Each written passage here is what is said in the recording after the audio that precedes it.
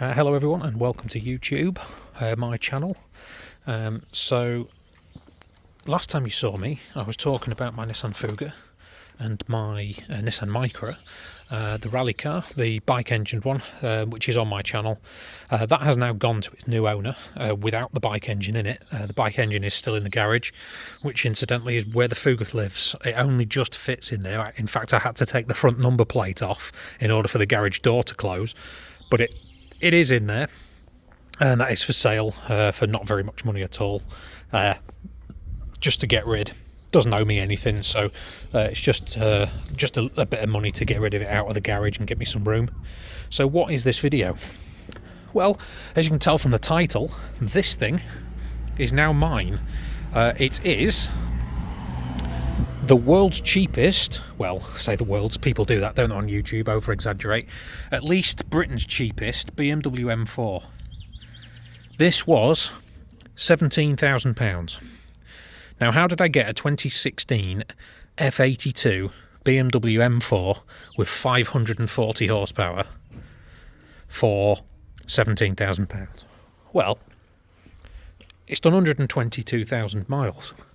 And a lot of you will cringe at that, because every time you look online at, should I buy a high mileage M4? And they're talking about 40,000 miles, which for most cars isn't even run in. 40,000 miles is nothing. 80,000 miles, if it's looked after, is nothing. This thing is immaculate. And it's done 122,000 miles, most of which have been on the motorway.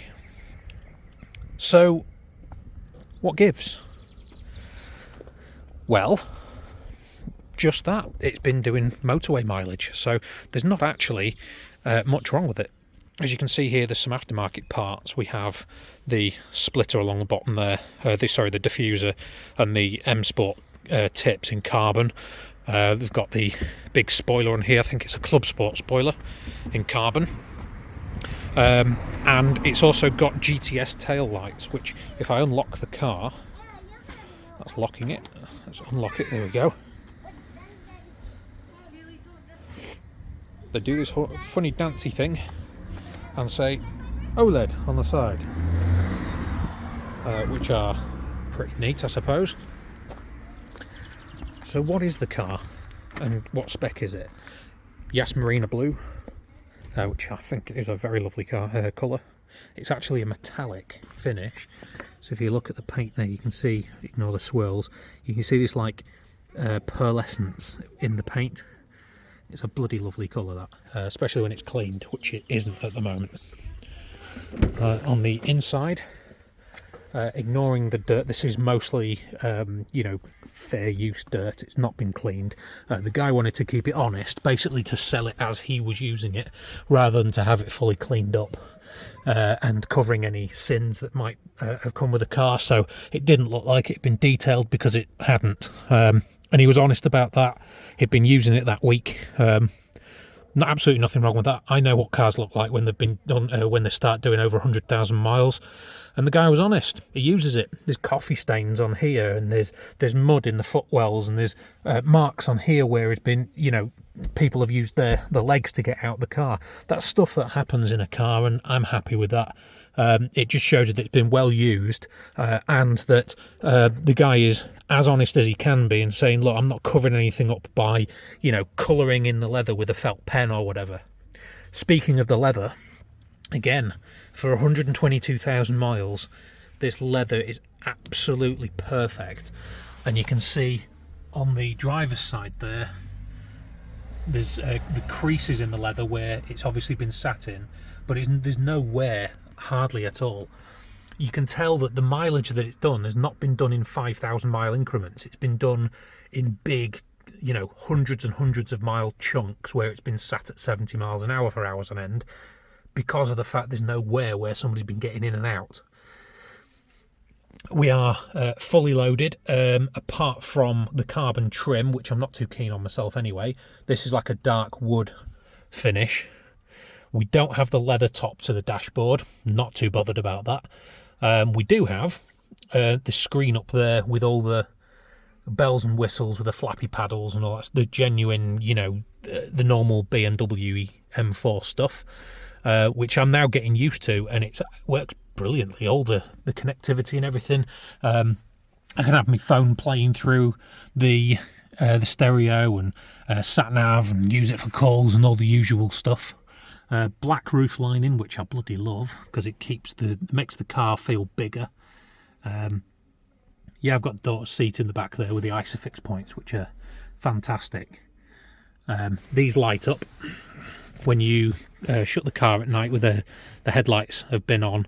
They light up, and it's great because you're closing the car and you look back through the windscreen and these light up in colour, and it's just, yeah, love it.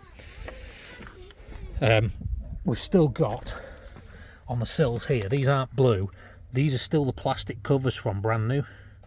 So there's a plastic cover on these stainless M4 trims here, they're still there from new. The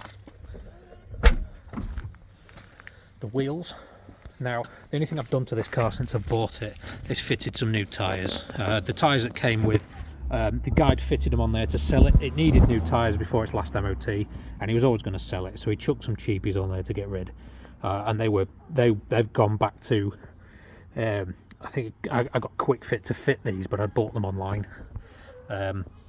These are Michelin Pilot Sport 4S's on the front and Michelin Pilot Sport 5s on the rear. The wheels, they're not brilliant. They've got you know, curb marks everywhere, but they are straight true, not cracked, bent or anything like that. So at the moment I don't see the point in buying new ones just for looks. These work perfectly fine. The next time I get some tyres, I may get some new wheels to go with it, maybe some competition wheels, the 20-inch versions, or even a set of replica 666Ms. If you know, you know. You can look that up online. Big fat M Sport 4-pot calipers there with the huge discs. Around the front we've got a missing splitter. It's not missing, it just doesn't come fitted to this version of the car. What you do get is these two little plastic bits here, one there and one the other side. There's like an air dam. This one started to come off where it's rubbed against the curb, and it's just pulled the clips out. That's fine, I'm probably going to get a splitter across there anyway, so just to finish the front end off. But yeah, other than that, I mean, it's, you know, full BMW service history, other than the last 20,000 miles, which were done at an independent, and I have the receipts in the car for that last service. But the rest of the servicings were carried out at full name dealers. It's had all its minors, majors, and all the rest of it. It's been well looked after. It's just had new discs and pads maybe 3,000-4,000 miles ago. Again, new tyres on there. It drives faultlessly. I've put about 1,000-1,500 miles on it since I bought it a couple of weeks ago, and it's been faultless. Carbon roof, love that carbon roof. So yeah, you will be seeing more of this on the channel as I start looking at little repairs and stuff that need to be done for a car of this age. You see there's a little bit of damage on the carbon diffuser at the back where it's been reversed into a curb. Other than that, it's just dirty. It's a bloody good clean. Still got the Stone Guard PPF protection stuff on here, and just to show you, it does have 122,000 miles on it. Ugh.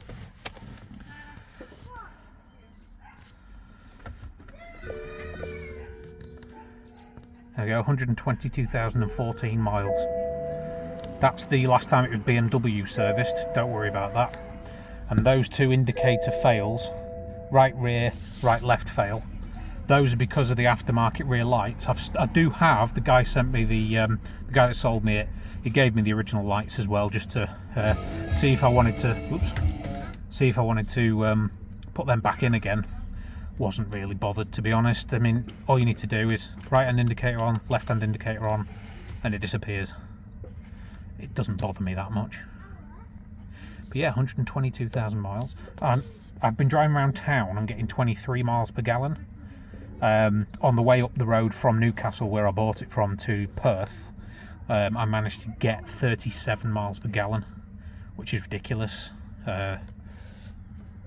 Yep, it's been mapped. It's got the standard exhaust on it, so it's nice and quiet. When you're driving it around, it sounds like feels like a luxury car that it is. It drives around and is nice and smooth and quiet. And then when you push that button, it gets louder, but it's still smooth. When you press that button, all hell breaks loose. Traction control turns off. You get the full 540 horsepower, and it accelerates like nothing I've ever been in. And I've been in a lot of supercars. This thing is rapid. Yeah, that's the car. Like I say, it just needs a clean. You can see some spots on here where coffee's been dropped, and there's dirt around here, and there's a bit of whatever that is on here, and there's some finger marks on the wood and stuff like that. It's fine. It's well used. The steering wheel's not too bad. It started to polish a little bit. Yeah, you can see where it started to wear on the steering wheel there. But you'd expect that of a car this mileage. So, again, investments on this car, no idea. Crank hub, maybe. If I ever put my foot down at 540 horsepower, which I doubt it scares the crap out of me. But yeah, crank hub eventually. We'll have a look at the big end shells later on in its life. There's no evidence in the oil at the moment of anything breaking down. And get a splitter on the front, maybe H&R springs, still on standard suspension. It's on the fully adjustable, whatever you call it, suspension, the BMW stuff on here, and it does go from nice and comfortable to absolutely rock solid. Let me turn the ignition off there, and that's pretty much it. Yeah, I mean, I don't really need to do anything else. I don't think I'll go for decap pipes. There's no point. Extra power is not needed. I don't think I'll go for performance anything. This is I'm not into chasing numbers. This is at least 200 horsepower faster or more powerful than anything I've had previous. If you don't consider, I had a 400 horsepower Evo 8, but that was power that came in a lump around here. 5,000 to 6,000 revs is where all the power came in. This one has 500 foot-pounds of torque from here all the way through the rev range, and as you get round the middle, 4 or 5, the power really kicks in and it just goes. I mean, I've not been in anything this quick that I've owned ever. I think the quickest thing I've been in was a 600 horsepower GTR, Ferrari 458 maybe, and even then they didn't have the torque this thing does. But yeah, I'll keep you updated. What's in here? There's the BMW history in here. I've got the original book for it. The private plate isn't staying on it. The owner, a previous owner, sorry, I bought the vehicle from him, but he wants to keep his plates because they're worth something to him, and don't really bother me, private plates. So he's waiting for them to come back on retention for him. And then I can put either a private plate on it myself if I really wanted to, or I can just put the standard plates on. I do have the standard plates down there ready to go back on.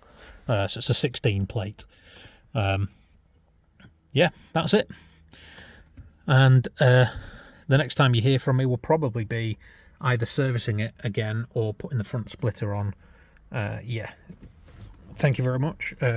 Hopefully I'll get some more Mitsubishi Colt footage as well. I still have the Colt. I did have a bit of a prang in the Colt when it snowed in January, and since January I've been collecting parts and fixing it. Basically I snapped the rear axle, bent all the front end under, bumper, crash bar, intercooler, headlights, surround bracket, radiator bracket, bonnet, wing, the lot. The whole car was absolutely a mess. I have now rebuilt it all. It's back running again.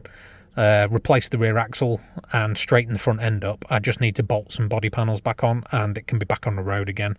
There was no point. I mean, the insurance was informed, but I didn't want to claim because they'd have written the car off just because of the cost of it. and I was able to get the parts second hand for a lot cheaper than I would have done getting them brand new. So I've rebuilt the car. It was nothing structural.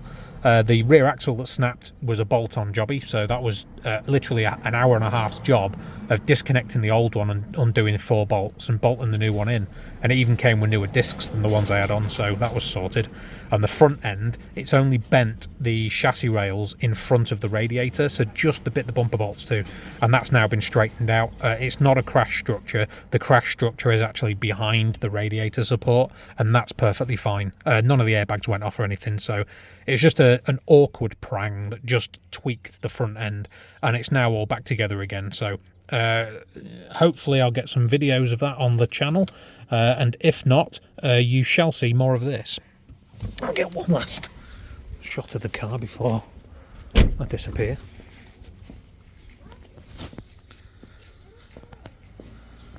There we go. Thank you very much.